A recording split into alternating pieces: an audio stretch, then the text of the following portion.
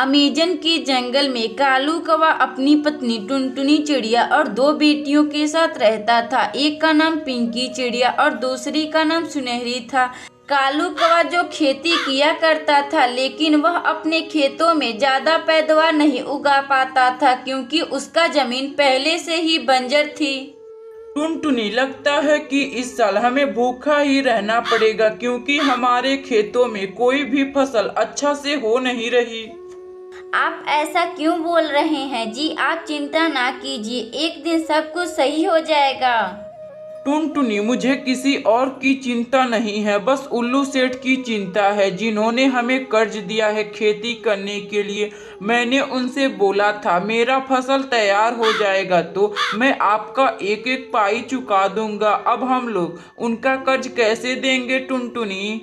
इसी तरह कुछ दिन बीत जाते हैं। एक दिन उल्लू सेठ कालू कौवा के घर आता है। कालू, तुमने बोला था कि एक एक पाई चुका दूंगा। आज 3 साल हो गया, तुमने मेरा एक भी पैसा नहीं दिया। मालिक, आप मुझे केवल 6 महीने का मोहलत दे दीजिए। इस बार मैं खेती कर कर आपका पाई पाई चुका दूंगा। ठीक है, मैं केवल 3 दिन का समय दे रहा हूँ। तुम मेरा कर्जा चुका दो वरना मैं तुम्हारा यह घर अपने नाम करवा लूंगा। नहीं मालिक, आप ऐसा मत कीजिए। मेरी 2 छोटी छोटी बेटियां हैं, वह कहाँ जाएंगी? उल्लू सेठ कालू कौवा का बात नहीं सुनता और वहां से चला जाता। इसी तरह अब 3 दिन बीत जाते हैं। कालू कौवा अपना कर्जा नहीं चुका पाता तो अपनी पत्नी टुनटुनी चिड़िया के साथ मिलकर जहर खा लेता है। कालू कौवा के मरने के बाद पिंकी चिड़िया और सुनहरी चिड़िया अकेली हो जाती हैं। दीदी, मुझे बहुत जोरों की भूख लगी है। मुझे अंडे खाने का बड़ा मन कर रहा है। यह तुम क्या बोल रही हो सुनहरी? घर में खाने के लिए कुछ नहीं है, तुम अंडा खाने की बात कर रही हो? कौन है आप अंकल? आपको क्या काम है? मेरे मम्मी पापा अब इस दुनिया में नहीं है। बोलिए, आपका क्या काम है?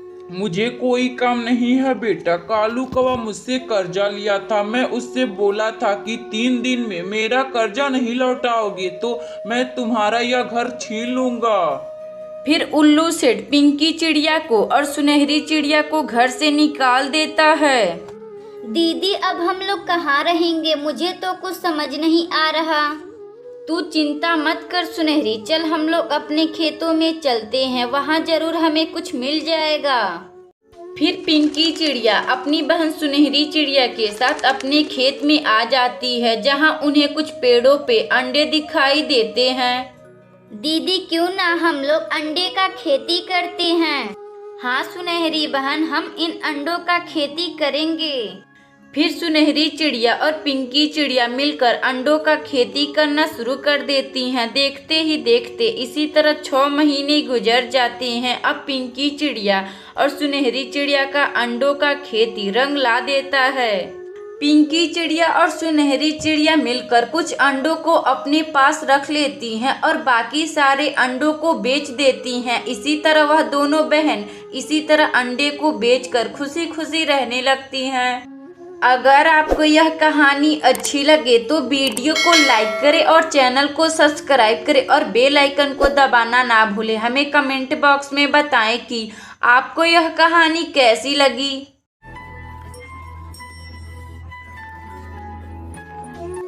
हिमालय के जंगल में बहुत सारे पक्षी अपना घर बनाकर रहते थे। उसी जंगल में एक टुनटुनी चिड़िया अपने पति कालू कौवे के साथ रहती थी। कालू कौवा जो 1 नंबर का शराबी था, वह जितने भी पैसे कमाता था उसका आधे से ज्यादा वह नशे में उड़ा देता था। टुनटुनी चिड़िया कालू कौवा की इस आदत से एकदम थक चुकी थी। एक दिन की बात है, वह अपने पति कालू कौवा से कहती है, आप जितना भी कमाते हैं उसके आधे से भी ज्यादा आप शराब पी लेते हैं। थोड़े से पैसों में हम लोगों का घर कैसे चलेगा जी? मुझे क्या पता, तुम अपना घर खुद चलाओ। मैं कौन हूँ तुम्हें पैसे देने वाला? कालू कौवा जब पी लेता तो वह अनाप शनाप बकने लगता और कभी कभी तो कालू कौवा घर पे एक भी पैसे नहीं देता। सुन टुनटुनी, मैं हरिया तोता के शराब गद्दी पर जा रहा हूँ। कालू जी कहीं मत जाइए, बस कुछ ही दिनों बाद हमारे घर में एक खूबसूरत सी चिड़िया आने वाली है। लेकिन कालू कौवा टुनटुनी चिड़िया का बात नहीं मानता और वहां से चला जाता। टुनटुनी चिड़िया गर्भवती थी। कुछ ही दिनों बाद उसके घर में एक खूबसूरत सी चिड़िया आने वाली थी। मैंने क्यों आपसे शादी कर ली, मेरी तो किस्मत फूटी थी। मेरी माँ सही कह रही थी, बेटी तुम इस कालू से शादी मत करना। फिर भी मैंने क्या सोचकर आपसे शादी कर ली। इसी तरह 2 हफ्ते बीत जाते हैं। इसी बीच टुनटुनी चिड़िया एक खूबसूरत सी चिड़िया को जन्म देती है जो बिल्कुल टुनटुनी चिड़िया पर गई थी। तभी कालू कौवा घूमता घूमता अपने घर आता है और साथ में तलाक का पेपर भी ले आता है और टुनटुनी चिड़िया से बोलता है, टुनटुनी, मुझे तुमसे तलाक चाहिए। अब मैं तुम्हारे साथ नहीं रहूंगा। आप यह क्या बोल रहे हैं जी? आपको कुछ पता है? हमारी एक ही बेटी है जिसको एक पिता का घर चाहिए। वह सब मैं नहीं जानता। कल्लन कवि से मैं शादी करूंगा। तुम अब जल्दी से तलाकनामे पर दस्तखत कर दो। टुनटुनी चिड़िया बहुत सोच समझकर तलाकनामे पर साइन कर देती है। फिर कालू कौवा टुनटुनी चिड़िया को वहां छोड़कर चला जाता है। अब केवल पिंकी चिड़िया और टुनटुनी चिड़िया घर में बची थी। टुनटुनी चिड़िया अपनी बेटी को देखकर बोलती है, तुम चिंता ना करो पिंकी, मैं जब तक हूँ तुम्हें किसी चीज की कमी नहीं होने दूंगी। माँ, मुझे बहुत जोरों की भूख लगी है, आप मेरे लिए अंडा पराठा बना दीजिए। तुम अभी रुको सुनहरी, मैं तुम्हें अपने हाथों का अंडा पराठा बनाकर खिलाती हूँ। फिर टुनटुनी चिड़िया बंटी कबूतर के यहाँ से अंडा लाकर अपनी बेटी पिंकी चिड़िया को अंडा पराठा बनाकर खिलाती है। माँ, यह कितना स्वादिष्ट अंडा पराठा है। मैं आपसे एक बात बोलूं? क्या बात है पिंकी, तुम बोलो, तुम क्या बोलना चाहती हो? माँ, पापा भी हमें छोड़कर चले गए। हमें घर चलाने के लिए पैसों की काफी दिक्कत आ रही है। क्यों ना माँ, हम अंडा पराठा बेचना शुरू कर दें? यह तो बहुत अच्छी बात बोली हो पिंकी, हम लोग कल से ही अंडा पराठा बेचना शुरू कर देते हैं। अगली सुबह टुनटुनी चिड़िया बंटी कबूतर की यहाँ से अंडा खरीद कर लाती और अंडा पराठा बेचना शुरू कर देती। मात्र कुछ ही दिनों बाद टुनटुनी चिड़िया अपना दुकान जंगल में फेमस कर लेती। जंगल के सभी पक्षी टुनटुनी चिड़िया के यहाँ से अंडा पराठा खाना पसंद करते थे।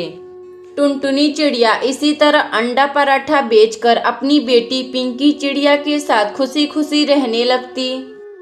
अगर आपको यह कहानी अच्छी लगे तो वीडियो को लाइक करें और चैनल को सब्सक्राइब करें और बेल आइकन को दबाना ना भूलें। हमें कमेंट बॉक्स में बताएं कि आपको यह कहानी कैसी लगी।